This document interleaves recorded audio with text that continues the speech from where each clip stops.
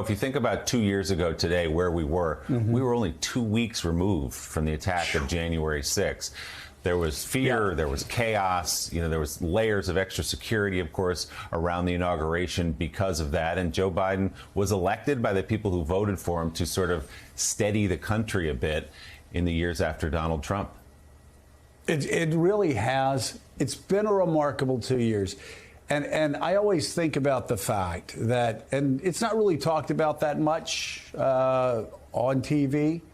The truth is that so many in Obama world underestimated Joe Biden.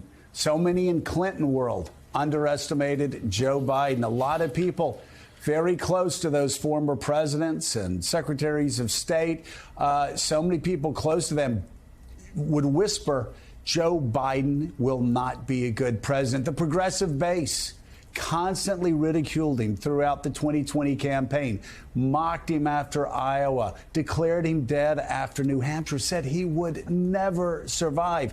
It was over. He was too old. He had lost too many steps. He was going to be sent packing back to Delaware.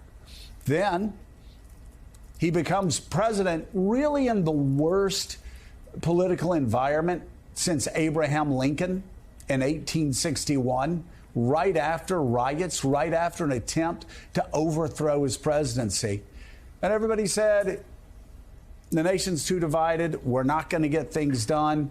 The conservative media world continued, like Trump world and like Donald Trump himself. They kept underestimating him. And this is not a paid political advertisement for Joe Biden. This is just reality. What I'm about to tell you are the facts.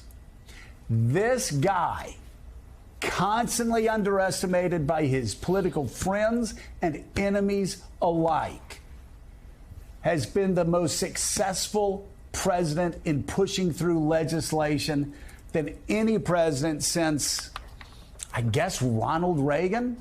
Maybe you have to go back to LBJ. And don't take my word for it.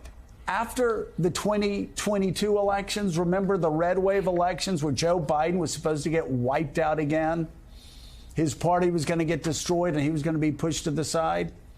After the 2022 elections, Newt Gingrich said to Republicans, we have to stop making the same mistake that we keep making about Joe Biden. We see him having problem in a press conference and we cut out that clip and we run it over and over again and we convince ourselves he's not up to the task of being president of the United States. And then while we're laughing at him, he beats us. When we're mocking him, he routs us. When we're saying he's not up to being president of the United States, he proves that we're not up to running against him. If 2020 wasn't enough, and his legislative accomplishments over the last 2 years aren't enough, you look at 2022.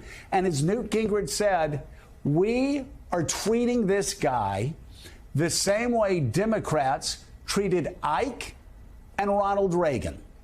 They mocked him. They ridiculed them.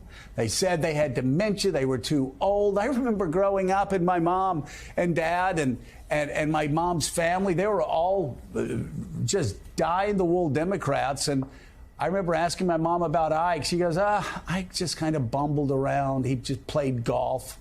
We didn't really do too much. And that was Ike. He got the country saying that about him. He got Democrats underestimating him, just like Ronald Reagan, and it proved to be his strength. And Jonathan Lemire, we can tick down the list, but again, this isn't me carrying Joe Biden's brief into court. This is what Republicans are saying to themselves. They're whispering and they're saying, we've got to stop underestimating this guy because he's beating our brains out politically. Yeah, he has for mostly of the last 2 years. And let's remember, he took office not just and 2 weeks after January 6th, when the Capitol behind them still bore the scars from that attack, but also the height of the pandemic. They had to reduce crowds at the inauguration. Barely anyone could be there. This was before the vaccine was widely distributed yet. America was in a very different place than it is right now. And there have been some ups and downs. Last summer, summer of 21, with the Afghanistan withdrawal, did start a bit of a slide for that White House, but a slide that it has recovered from. And yes, a little hiccup right now about these documents, but most people in Biden world and Democrats alike think it's something that, with some time, he'll be able to put behind him. But the record speaks for itself. There's been bipartisan achievements on the infrastructure bill, on the CHIPS Act, even on a modest gun reform proposal, just to name a few. Democrats got some priorities done last year with the Inflation Reduction Act, things they've wanted to for generations on health care and climate change. We saw voters reward Biden and his team at the midterms this past year. There was no red wave. And in fact, the Democrats even grew their margin in the Senate. And this White House, as Kirsten just said, they are gearing up for another campaign announcement in the weeks ahead. And they feel good about where he is. They feel like they can point to his record and say, look at what he's done, and also contrast him to the other side. And we're seeing that play out in the House right now with those fringe Republicans ascending to positions of power. And they feel like they can make a very strong case for the record the last 2 years and the pitch over the next couple.